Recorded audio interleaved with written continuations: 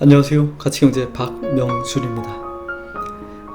기후변화에 따른 지구의 위기를 걱정하는 환경운동에 대해서 제 의견을 짧게 말씀드리려고 합니다. 최근에 유튜브에서 기후변화와 지구의 위기라는 제목의 영상을 보게 되었습니다. 환경운동가이신 최열 선생님께서 강연을 하신 내용인데요. 내용을 들어보니 공감이 많이 되었습니다. 하지만 한 가지 아쉬운 점이 있었습니다. 그것은 환경운동을 환경운동 자체에 국한하고 있다는 점인데요. 그러면 환경운동이 결과적으로 큰 효과를 발휘하기가 어렵다고 보기 때문입니다. 그 이유에 대해서 그리고 앞으로 환경운동이 나아가야 하는 방향에 대해서 저의 의견을 드리고자 합니다. 이 영상을 보시는 분마다 의견이 다를 수 있습니다. 그리고 저와 다른 의견들일지라도 그 의견들은 모두 존중받아야 합니다. 환경운동에 대해서 생각을 하시는 것만으로도 여러분은 이미 우리가 살아가야 하는 이 지구를 사랑하고 있는 것입니다. 지구를 사랑하는 사람들은 자연을 사랑하는 사람들이며 동물들도 사랑하는 사람들이며 식물들도 사랑합니다. 그리고 다른 사람들도 사랑합니다. 우리들이 서로 경쟁하며 살아야 하는 존재가 아니라는 것을 이미 알고 계신 분들입니다. 인간만이 아니라 동식물들도 대자연도 그리고 이 지구도 우리가 함께 손을 잡고 살아가야 하는 존재임을 이미 직감으로 알고 계신 분들입니다. 영상을 시청하시기 전에 구독 부탁드립니다. 인간에 의한 기후의 변화가 지구 전체의 위기를 불러오고 그 위기는 앞으로의 인류의 삶에 막대한 지장을 주게 될 것입니다. 하지만 이산화탄소 배출량을 규제해서 지구의 기후변화 문제를 해결하려는 것은 한계가 있는 일입니다. 각 국가별로 배출량에 대한 합의를 이끌어내는 것도 어려울 뿐더러 만약에 순조롭게 합의를 한다고 해도 각 나라에서 이것을 지키기도 어렵습니다. 각 나라에 속한 수많은 기업들이 생산 활동을 하면서 규제를 통해서만 이산화탄소 배출량을 지키기가 매우 어렵기 때문입니다. 그 이유는 지금은 돈을 버는 것이 가장 우선인 자본주의 경제로 이 세상이 돌아가고 있기 때문입니다.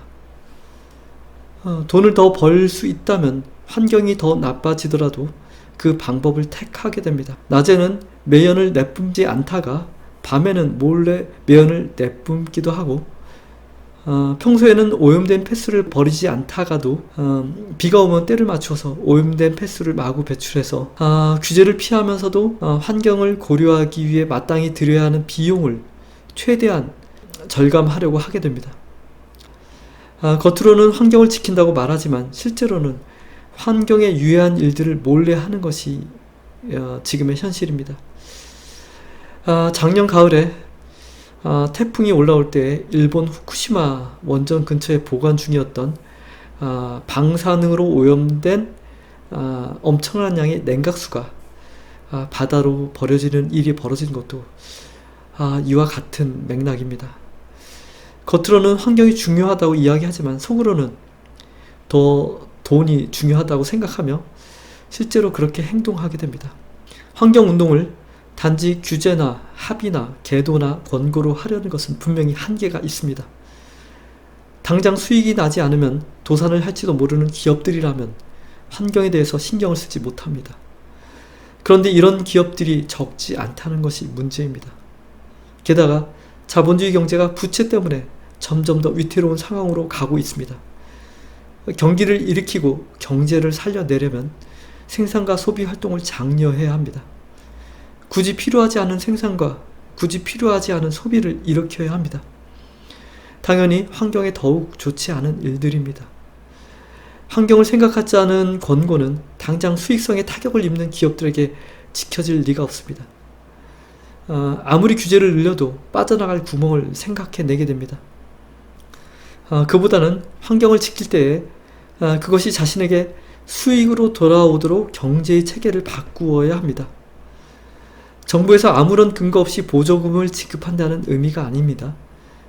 경제 체계 자체가 환경을 고려한 시스템으로 만들어져 있어서 기업들의 생산과 공급 활동에서 환경에 유익이 발생하게 되면 그것이 해당 기업의 이익이 되고 환경에 손실이 발생하게 되면 그것이 해당 기업의 손실이 되도록 그렇게 만들어야 합니다. 그렇게 되면 자연스럽게 환경을 지키고 보존하는 생산과 소비 활동이 일어나게 됩니다. 굳이 환경을 이야기하지 않더라도 사람들이 온갖 방법을 찾아내어서 그렇게 활동하게 됩니다. 그게 돈을 버는 길이기 때문입니다.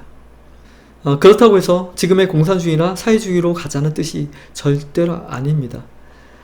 공산주의도 환경에 대해서 무지하며 중국을 보면 오히려 자본주의보다 훨씬 더 못한 일들이 일어나고 있다는 것을 알 수 있습니다. 자본주의의 장점인 시장경제를 그대로 유지하면서 재화나 서비스의 거래 가치에, 거래 가격에 사회적 가치를 포함시켜서 가격이 형성되도록 그렇게 만들어야 합니다. 재화나 서비스가 생산되고 유통될 때에 환경에 유익이 발생한다면 이것은 실제로 사회적 유익이 발생하는 것이기 때문에 이것을 가치로 산정해서 발생한 가치만큼 국가나 공공부문에서 보상을 해주고 반대로 환경에 손실이 발생한다면 그 손실 가치를 산정해서 국가나 공공부문에서 그 환경 가치의 손실분을 회수하도록 만드는 것입니다. 이러한 가격의 구조는 자본주의를 대체하는 새로운 경제체계인 가치주의가 가지고 있는 주요한 내용 중에 하나입니다. 지금의 자본주의는 꺼져가는 생명을 지키기 위해서 마이너스 금리라는 길로 가고 있습니다. 무한 양적 완화라는 돈을 무제한으로 푸는 조치를 통해서 자본주의가 할 수 있는 마지막 카드를 이미 꺼내들었습니다. 그것이 더 이상 말을 듣지 않게 되면 자본주의 경제의 마지막 숨통이 끊어질지도 모릅니다. 신용화폐 시스템이 무너지는 시기는 알 수 없으나 그것은 정해져 있는 길입니다. 달러를 대체하는 새로운 화폐를 고민해야 하는 것이 아니라 새로운 경제 체계를 고민하고 준비해야 하는 그러한 시점입니다. 환경은 우리가 살아가야 하는 터전입니다. 환경이 무너지면 우리는 경제가 무너지는 것 말고도 삶 자체가 무너지게 됩니다. 그래서 환경을 지키는 것은 경제를 지키는 것보다 훨씬 더 중요한 일입니다. 하지만 환경을 지키고 보존하려는 노력은 환경 그 자체로는 되지 않습니다. 환경을 파괴하는 주요 원인이 경제에서 오기 때문입니다. 자본주의 경제는 환경을 파괴하며 성장하는 경제입니다. 거기다가 자본주의 자체가 기하급수적으로 늘어나는 부채 문제 때문에 매우 위태롭습니다. 자본주의가 살아나려면 그 전보다 환경에 더욱더 좋지 않은 일들을 해야 합니다. 필요하지 않은 생산과 필요하지 않은 소비를 해야 합니다. 손실을 줄이기 위해서는 환경에 유해한 생산 방법을 택할 수밖에 없습니다. 환경을 정말로 지키고 보존하려면 경제체계를 고치는 것이 먼저입니다. 환경에 유익이 되는 경제활동이 자신에게 경제적 이득으로 돌아오고 환경에 손해가 되는 경제활동이 자신에게 경제적 손해가 되는 경제체계라면 환경은 자연스럽게 회복되고 좋아지게 됩니다. 환경 문제의 답은 경제에서 찾아야 합니다. 환경을 지키려면 경제 시스템을 바꾸어야 합니다. 저는 절대로 환경운동가나 환경론자가 아닙니다. 하지만 경제를 지속시키려면 환경이 파괴되지 않고 지속되어야 한다는 것을 알게 되었고 환경을 지속시키려면 환경을 생각하는 경제가 되어야 한다는 것을 알게 되었습니다. 환경은 곧 미래의 경제이며 경제는 곧 미래의 환경입니다.